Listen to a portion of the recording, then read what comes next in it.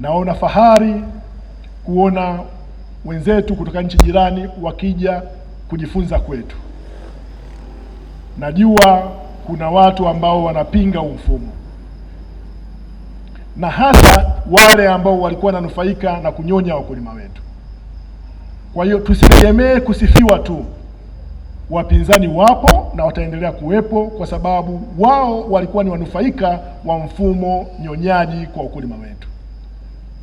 Sisi tusikatishwe tamaa na hao, tuweke uzalendo mbele, maslahi ya wananchi wetu mbele, kuhakikisha kwamba kesho yao ni bora kuliko jana tuliyoikuta.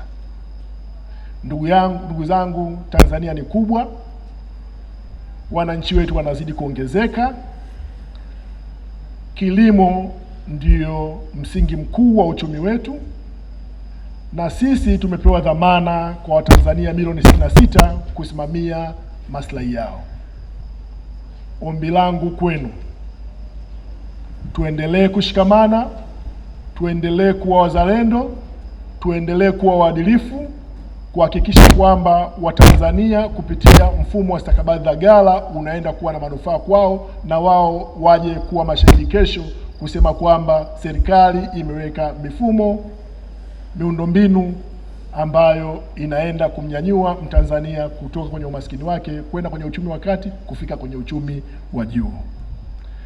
Naona kupitia mfumo huu kumekuwa na ongezeko la ushiriki wa wakulima, vyama vya ushirika, sekta binafsi pamoja na taasisi za kifedha katika biashara za mazao. Hali hii imechangia kuimarika kwa mazingira ya biashara na shughuli za kilimo na kiuchumi katika maeneo mbalimbali hapa nchini.